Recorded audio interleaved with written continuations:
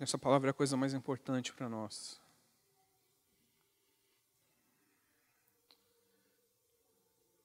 Queremos estar surdos para tudo o que não seja a sua palavra.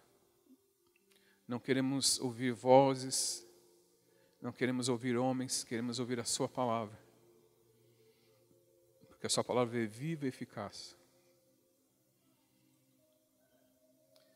Que nessa manhã possamos ter direções, possamos ter sabedoria, esclarecimento, entendimento. Que nenhuma das suas palavras, que nada que for falado aqui caia por terra. Rejeito desde já todo o envelo de Satanás, tudo aquilo que possa ter sido lançado, enviado para distorcer a sua palavra, para de alguma forma fazer com que ela seja mal entendida. Anjos do Senhor tenham total liberdade neste lugar. Jesus, faz aquilo que só você pode fazer. Espírito Santo, faz como você quiser. Faça como você quiser.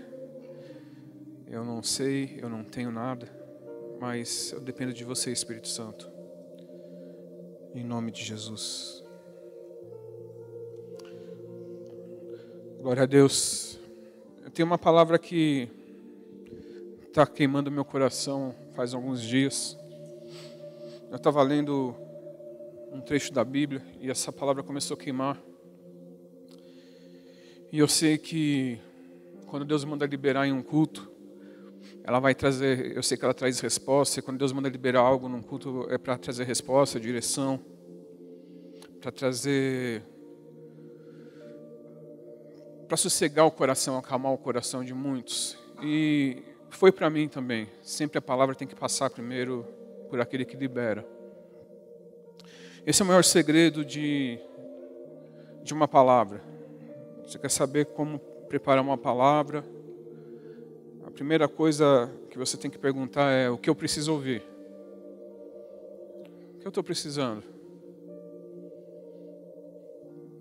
Esse é um dos questionamentos que você tem que fazer. Em determinado momento, essa palavra já serviu para mim, um momento da minha vida. E Deus me fez lembrar e essa palavra começou a queimar novamente. E o Espírito Santo me falou que alguns têm errado sem saber, alguns têm pecado sem saber, e muitos têm sofrido sem saber por quê. Abre sua Bíblia lá em Apocalipse 3, versículo 1 a 3. Apocalipse capítulo 3. Apocalipse capítulo 3, de 1 a 3. Pode ir. Amém. Ao anjo da igreja em Sardes escreve: Estas coisas diz aquele que tem os 7 Espíritos de Deus e as 7 estrelas. Conheço as suas obras, que tens nome de que vives e está morto. Sê vigilante e consolida o resto que estava para morrer, porque não tenho achado íntegras as tuas obras na presença do meu Deus. Lembra-te, pois, do que tens recebido e ouvido, guarda-o e arrepende-te, porque, se não vigiares, virei como ladrão e não conhecerás de modo algum em que hora virei contra ti. Eu quero falar e eu quero abordar algo dessa palavra que não é... Vamos esquecer o contexto histórico, vamos esquecer algumas coisas históricas dessa passagem. Como qual era a igreja de Sardes, onde ficava Sardes, o que era o anjo da igreja.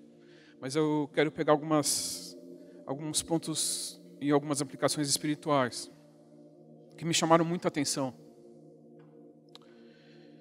Começa falando assim: essas coisas escreve, essas coisas diz ao anjo da igreja de Sardes, escreve. Essas coisas diz aquele que tem os 7 Espíritos de Deus e as 7 estrelas. Quem está falando aqui? Diz essas coisas, ele está falando para João, mas ele está falando, quem está falando aqui? Essas coisas diz aquele que tem os 7 Espíritos de Deus e as 7 estrelas. Quem é esse que está falando? Depois vocês pesquisem lá. Jesus, Deus. Conheça as tuas obras, que tens nome de que vives e está morto. Deus está falando. Não vamos falar que Deus está falando. Jesus e Deus têm os 7 Espíritos de Deus e as 7 estrelas. Então ele está falando o quê? Conheço as tuas obras, que tens nome de que vives e estás morto. Ele está falando o quê? Para um grupo de pessoas, ele está falando para uma pessoa individual, ou para uma pessoa, está falando pessoalmente, está falando no coletivo, mas ele está falando algo muito importante e algo preocupante ao mesmo tempo. Você tem nome de que está vivo, ou você tem aparência de que está vivo, mas você está morto. E todas as vezes que nós abordamos coisas assim na Bíblia, de aparência, ou nome de que está vivo, nós já pensamos automaticamente em pecado encoberto. Mas esse cara está fingindo, tem uma vida dupla. Ele peca, chega na igreja, finge que está tudo bem, e continua uma vida de pecado e não confessa. Ele engana todo mundo, e Deus está pegando ele, está falando, cara, eu sei quem você é. Também se aplica a isso? Sim. Mas não é só isso. Está falando de uma coisa mais profunda. Eu estava lendo e o Espírito Santo me falou, fala isso para a igreja. Você tem a aparência de que está vivo, alguns têm a aparência de que estão vivos, alguns têm nome de vivo, mas estão mortos porque muitos estão vivendo agarrados a algumas coisas do passado e não estão conseguindo liberar essas coisas do passado. Alguns estão vivendo com um olhar no passado e por esse motivo não conseguem caminhar e a vida está passando. E esse olhar no passado não quer dizer pecado, quer dizer situações que passaram, boas ou ruins, um saudosismo, algo que ficou lá, e essas pessoas têm um caminho pela frente, mas elas, vou usar uma palavra um pouco pesada, empacaram, estão olhando, estão com o pé olhando para o passado, e esquecem que tem um caminho à frente. Remoendo situações que há muito tempo, há muitos anos, já passaram. Pessoas que ficam de tempos em tempos lembrando de conversas, lembrando de situações que já passaram há 10 anos. E às vezes vivem e lembram dessas situações que passaram com o marido e vira e mexe, passa na cara do marido. Ah, você lembra dessa conversa? Lembra dessa situação? Há 10 anos atrás, o marido está falando, mas faz 10 anos. Eu te pedi perdão. Não, mas é que eu estou lembrando. Mas você não perdoou? Eu perdoei, mas eu não esqueci.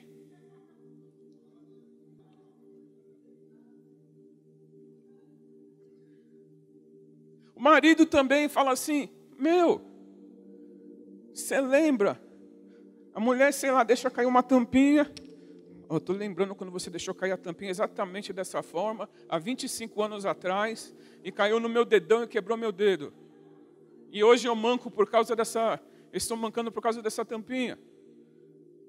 Mas você não perdoou? Perdoei, mas é que eu lembro e eu não consigo esquecer.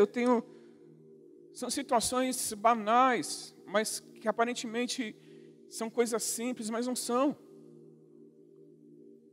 Pessoas que lembram, sei lá, de um parente, de uma situação com um parente, pessoas que já não conversam mais. Eu estou falando de coisas simples, mas tem coisas mais profundas, que criaram raízes já. Irmão que não fala com o outro e já casaram, já são avós.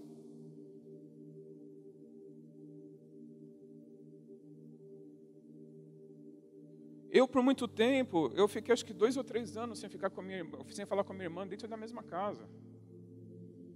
Acho que foi uma época que nós ficamos 3 anos sem se falar. Morando na mesma casa. Ver como que eu era bonzinho. A gente morava junto. Por uma coisa besta, nem lembro o que era. E a barreira foi aumentando, a gente não falava, sempre tinha que ter um intermediário para falar alguma coisa. E quando ficava os dois sozinhos em casa, a casa podia pegar fogo. Um não ajudava o outro, não falava com o outro.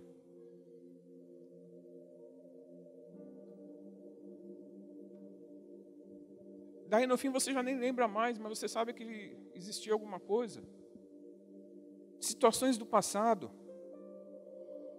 Tem gente que passa a vida e se agarrou em algo que ficou lá atrás e não se perdoa. Não perdoa e não se perdoa. Não pede perdão, não perdoa, não se perdoa e vive numa situação difícil. Lamentando por situações e oportunidades perdidas. Não é só por mágoa. Se eu tivesse cursado uma faculdade há 10 anos, se eu tivesse aceitado aquela vaga de emprego, se eu tivesse namorado com aquela pessoa, se eu tivesse entrado à direita naquela rua, não teria batido o carro, se eu tivesse, se. Vive se lamentando por amizades perdidas. E alguns ficam construindo um cenário de como teria sido se tivesse feito diferente. Se tivesse tomado uma decisão diferente.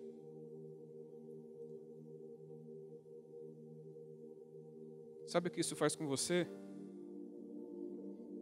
Faz com que você não viva, você só tem a aparência de vivo. Você deixou de viver.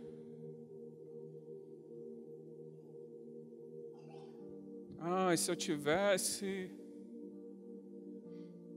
Eu escutei isso de alguns casais, algumas vezes, alguns casais mais antigos que não são cristãos. Se eu tivesse casado com meu primeiro namorado, tenho certeza que minha vida seria diferente.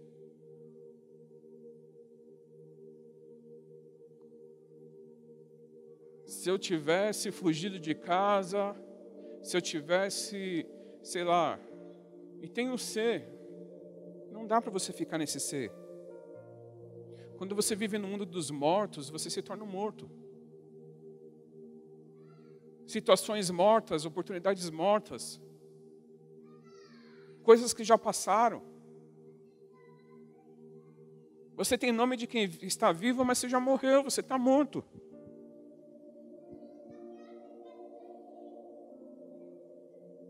Não é fácil. Não é fácil viver. Estou ouvindo um rap gospel esses dias que fala assim, fala uma frase que a vida não é fácil, mas ela não é injusta. A vida não é injusta, mas ela é dura. Jesus falou, vocês terão aflições. Mas eu venci o mundo, tenho um bom ânimo. Abre lá em Salmo 42, versículo 3.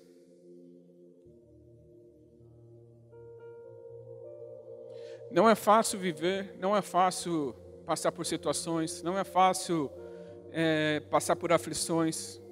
É uma realidade da vida.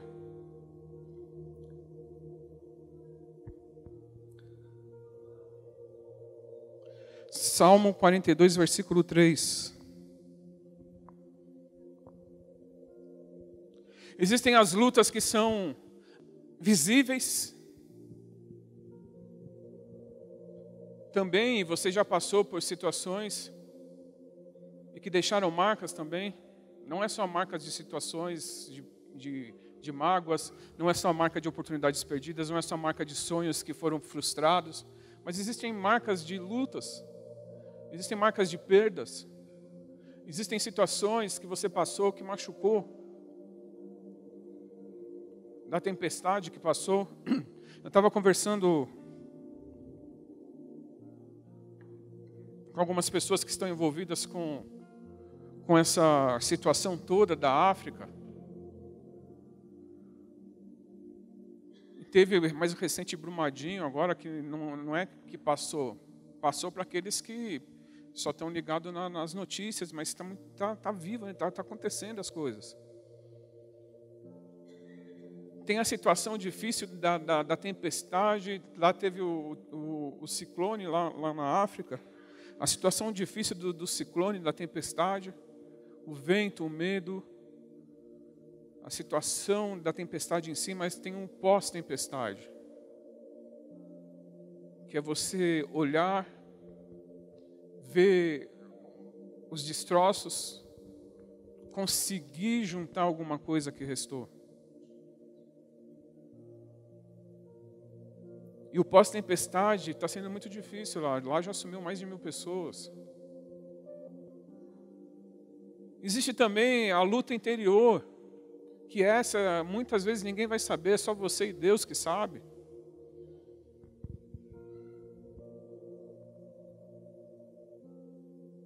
Que vai trazer marca e talvez você esteja passando, nem tenha acabado ainda. Ou talvez você tenha passado e causou veio um vendaval e você só sobrou os destroços, mas você não pode ficar olhando para aquilo que foi perdido. Você tem que, num momento de alerta, de situação, de calamidade, você tem que pegar e ver o que dá para aproveitar ainda. O que o salmista fala? Salmos 42, versículo 3. As minhas lágrimas têm sido meu alimento dia e noite, enquanto me dizem continuamente, o teu Deus onde está? Ele chega no momento de angústia, de luta interior, que ele fala, eu tenho me alimentado de lágrimas. Eu deito num travesseiro e choro. Eu tenho uma luta interior. Será que as pessoas sabiam disso? Ele faz uma música para cantar, para ser cantada, mas será que ele liberou essa música depois, durante a luta dele?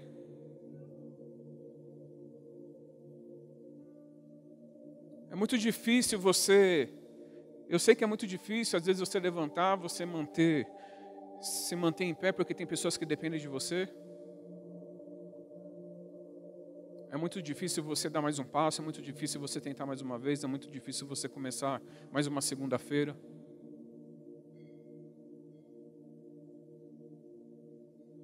É muito difícil passar mais um ano.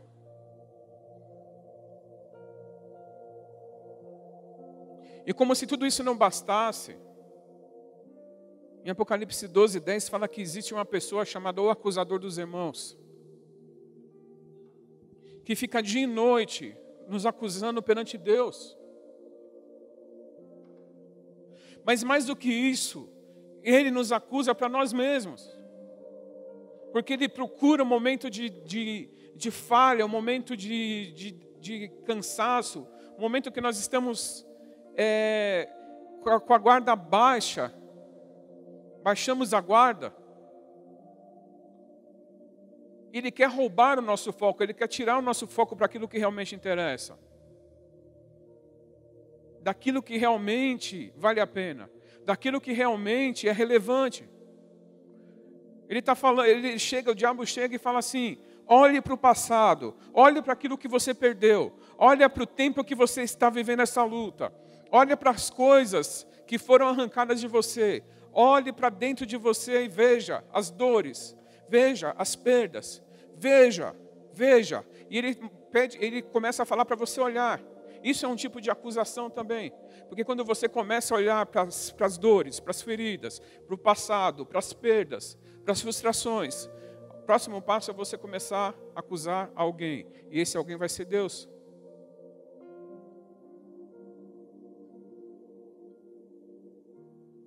E não dá para brigar com Deus. Porque Ele é a nossa saída. Ele é a solução.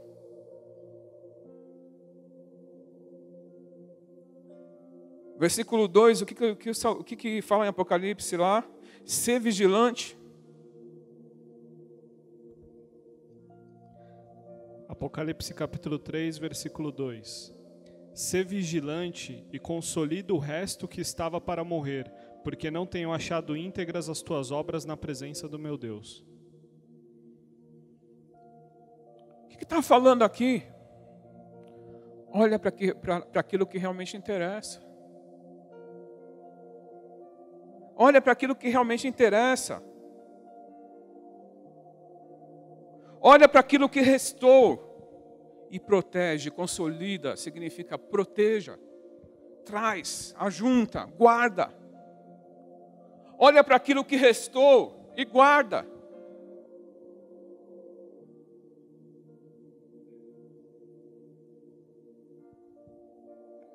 Restou um relacionamento desgastado, mas restou algo. Restou só alguns anos de vida, mas restou algo.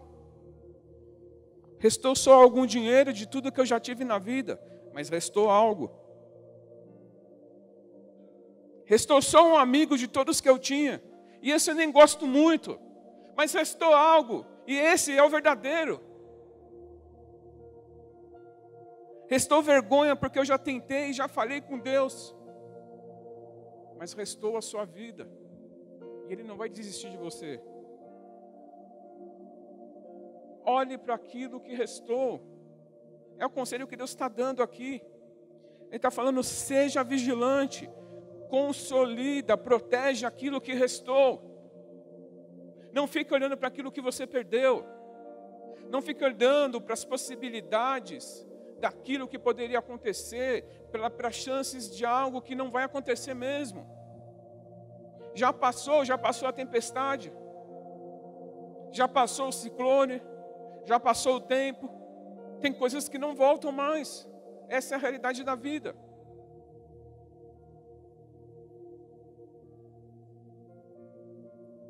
Pastor, Deus não pode restaurar tudo. Ele pode restaurar algumas coisas. Outras Ele pode começar uma nova história. Ele pode mudar totalmente as situações. Mas aquilo que o tempo já passou, já decretou como passado, Ele não vai fazer voltar. Ainda mais se envolve pessoas, se envolve situações com pessoas, não volta. Uma situação de perdão que você tem mágoa da pessoa que morreu, como que ele vai fazer voltar isso?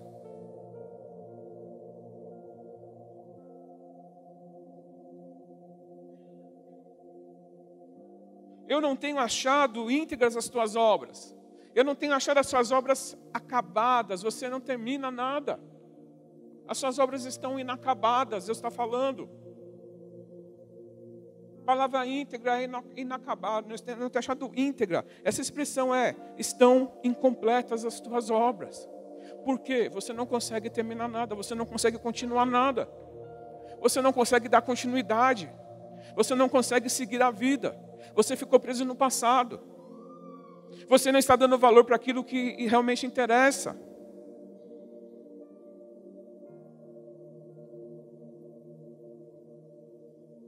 Se eu for dar um tempo para essa palavra hoje, o resto é o que realmente interessa.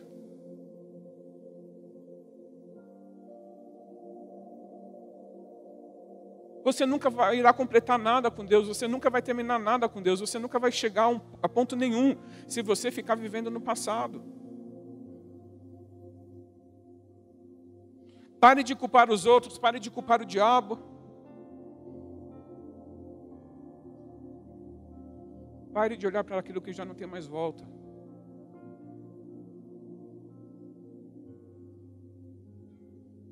Algumas pessoas chegam para mim e falam assim, pastor, mas eu estou tão velho agora. Se existe 10 anos ainda, viva com intensidade, cara. Pastor, mas já passou minha vida, tem mais, sei lá, acho que eu vivo mais uns 5. Estou velho. Cara, 5 anos com Deus, Ele pode fazer tanta coisa com você. É o que resta, não é o que passou. Você vai ficar se lamentando, sei lá, se você tem 75 anos, 85 anos, e vai falar, eu tenho mais 10 anos pela frente. Primeiro que você não sabe. Mas se a sua expectativa é essa, você vai ficar chorando por 85 anos que passou, e vai chorar mais 10 anos por esses 85. Viva aquilo que Deus tem para você.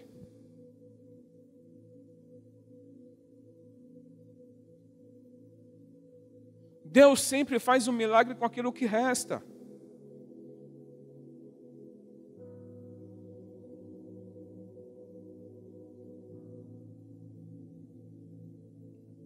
Ele chega, lá vai multiplicar os pães e os peixes. Tinha alguma coisa para multiplicar. Parecia algo que sem valor nenhum. Para alimentar uma multidão. E ele continua no versículo 3. Lê para mim, versículo 3. Apocalipse, capítulo 3, versículo 3. Lembra-te, pois, do que tens recebido e ouvido, guarda-o e arrepende-te. Porquanto, se não vigiares, virei como ladrão, e não conhecerás de modo algum em que hora virei contra ti. Lembra-te, pois, daquilo que você tem recebido e ouvido. Aquilo que você deixa de fazer também é pecado. Ele está falando, você está recebendo, você está ouvindo. Você está recebendo e ouvindo. Você está entendendo. Guarda e arrepende-te.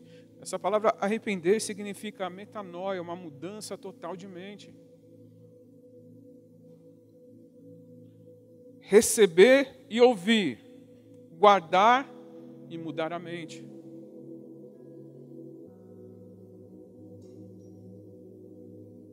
Sabe, precisamos entender isso. Enquanto Deus não dá a palavra final, nós precisamos lutar. Mas se Deus der a palavra final, não dá para você ficar martelando em cima. Se Deus falou, já era, pronto. Muitas coisas Deus já deu a palavra final. E a gente está tentando, martelando e falando, Deus, sabe quem entendia muito bem isso? 2 Samuel 12, de 15 a 21. Davi. Davi era um cara que ele entendia muito a simplicidade de Deus.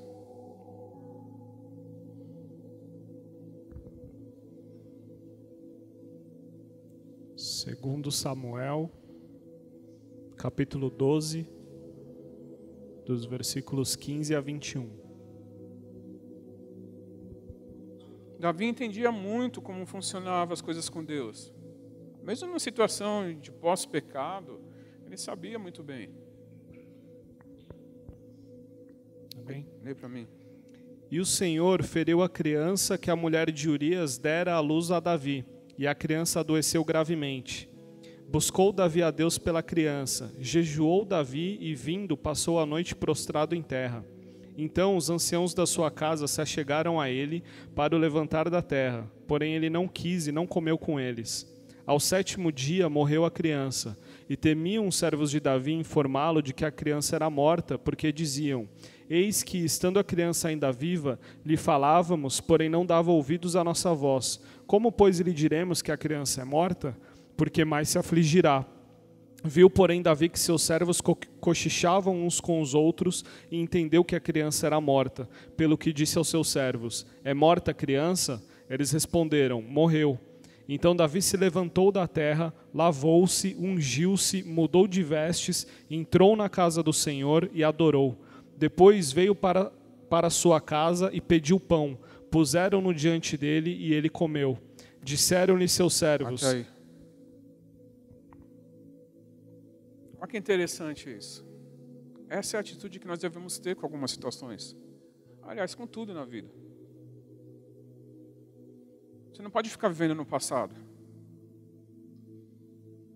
Davi estava ali orando pela criança. Esquece a situação de Batseba, deixa para lá. Não chama ele de safado sem vergonha aqui agora. Deixa. Mas olha o posicionamento e entendimento que esse cara tinha. Não quis comer, por 7 dias ficou lá jogado na terra, não tomou banho, jejuando, orando. Quando a criança morre, porque ele estava tão angustiado na presença de Deus, ele estava tão amargurado, ele se derramou na presença de Deus, porque ele não queria que essa criança morresse.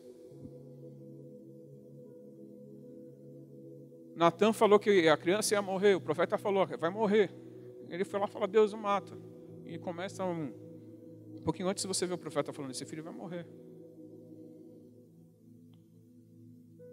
E daí os servos falam, cara, se quando ele soube que estava doente, ele já ficou desse jeito, agora sabendo que morreu, o que esse cara não vai fazer? Qual foi a atitude dele quando soube que morreu? Morreu.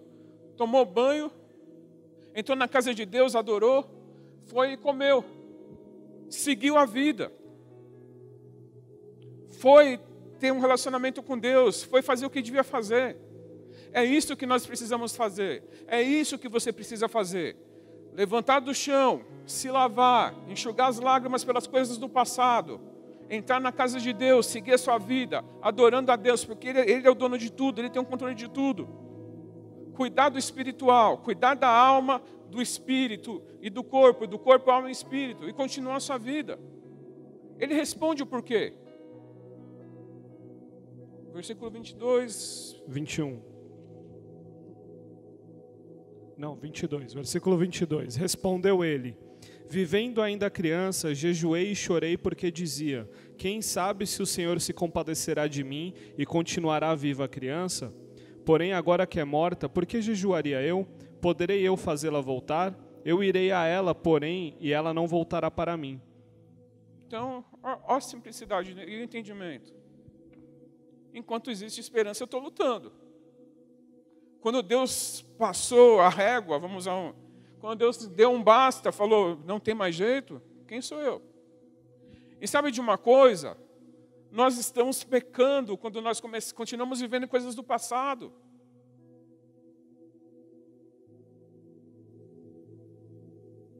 Deus já te perdoou, Ele não fica passando na sua cara as coisas que você já fez, para aqueles que não perdoam. Não dá para você ficar tentando. Alguns ainda pensam, se eu tivesse uma máquina do tempo, eu voltaria aqui e faria dessa forma. Não dá para você fazer isso. Não dá para você tentar ficar construindo, reconstruindo a sua vida nas várias possibilidades que você teve no passado, já era.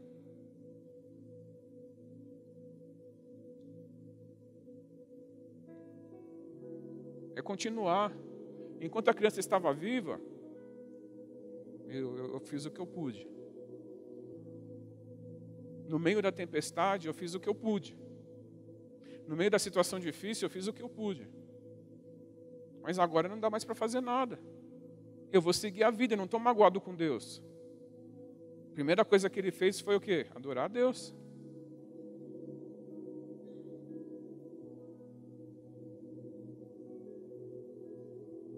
Deus só precisa de 7.000 profetas. Deus só precisa de você na sua escola, só restou você, só você mesmo. Deus só precisa de alguns pães e alguns peixes.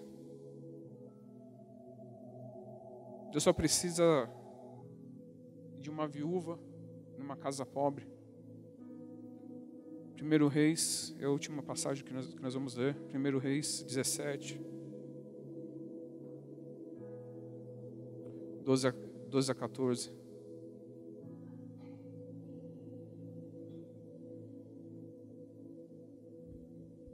Ele sempre vai usar o que resta para fazer um milagre.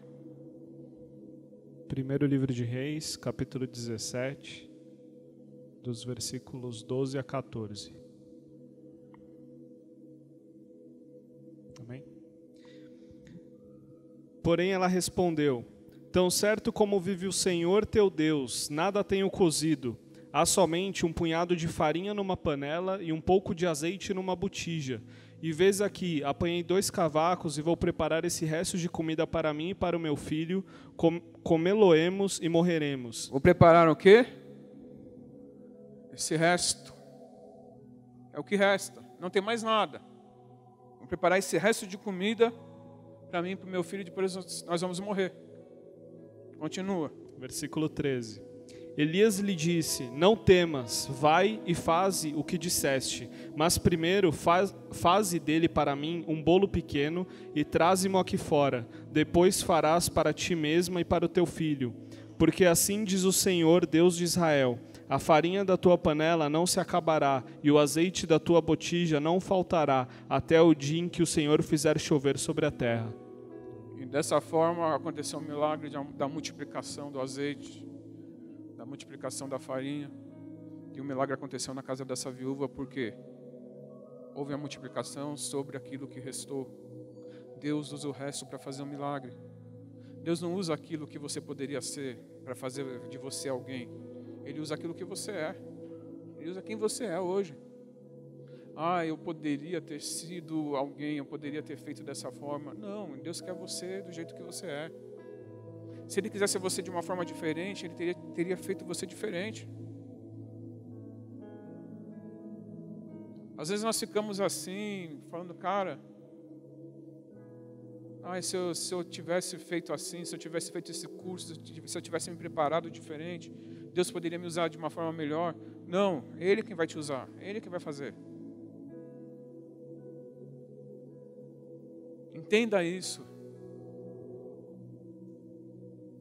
Entenda que o que restou de você, talvez você tenha, 20 anos, o que restou de você até agora, é o que Deus, é a matéria-prima do que Deus precisa, é o que Deus precisa para fazer o milagre.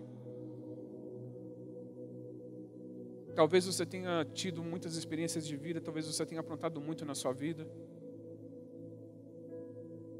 E você talvez pense assim: cara, se eu tivesse crescido na igreja, minha vida talvez tivesse sido diferente. Não fique pensando dessa forma.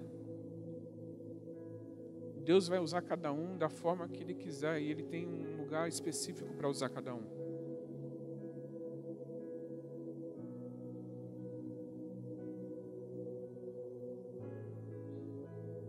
O resto é o que importa.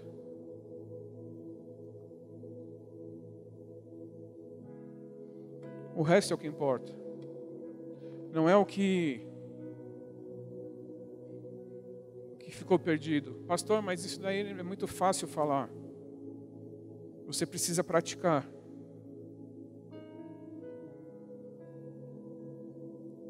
Deus está falando: guarde, proteja aquilo que restou, porque as suas obras estão incompletas na minha presença. Você não vai conseguir chegar a lugar nenhum dessa forma.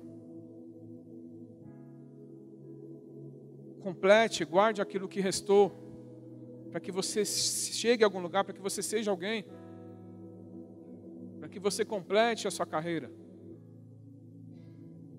Apresente aquilo que restou de você, apresente aquilo que restou dos seus sonhos para Deus, apresente aquilo que restou dos seus projetos para Deus, apresente aquilo que restou da sua vida para Deus, dos seus anos. Ele que vai multiplicar.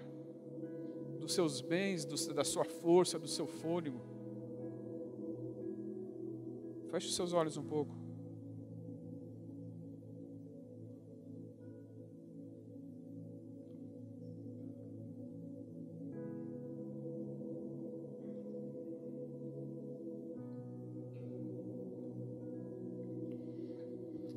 Pai, nós queremos,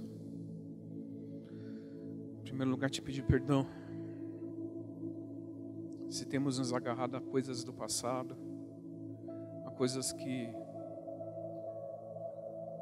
já morreram, aquilo que você já decretou que não tem mais jeito,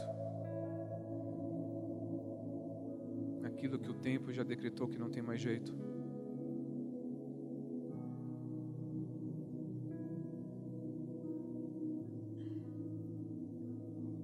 Nós queremos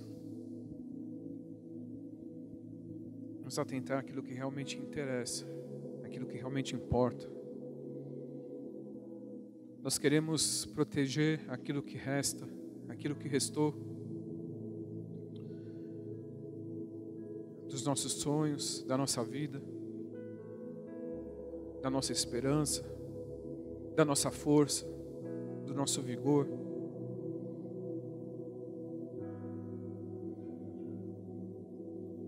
Não queremos ter a aparência de quem está vivo. Nós queremos viver. Nós queremos viver tudo aquilo que você sonhou para nós.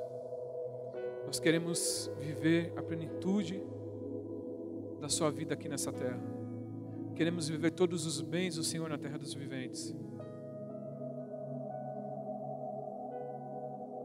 Por isso que caia por terra agora tudo aquilo que o diabo tentou lançar de mentira contra as nossas vidas. Que toda acusação caia por terra. Toda culpa caia por terra. Todo engano caia por terra em nome de Jesus. Declaro que aqui neste lugar existem filhos que são livres. Livres.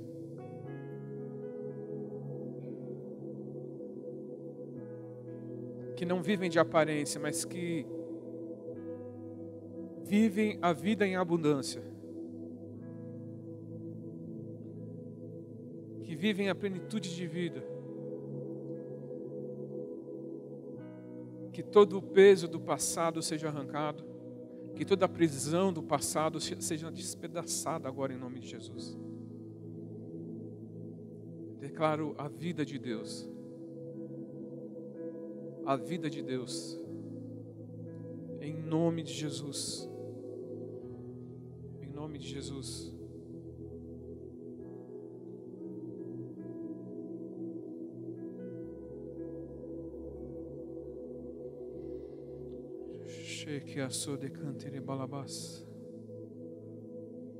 Que toda dor do passado,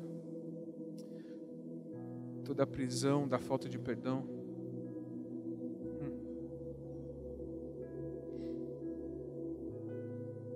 todo medo de continuar a viver, todo engano que a segurança de viver no passado traz, caia por terra agora em nome de Jesus.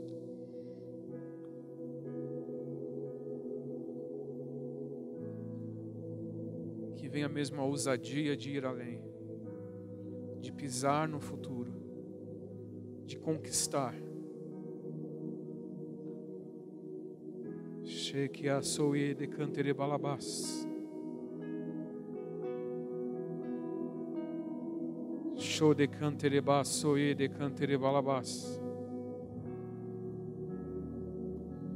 Oye de cantere baso de cantere balabás.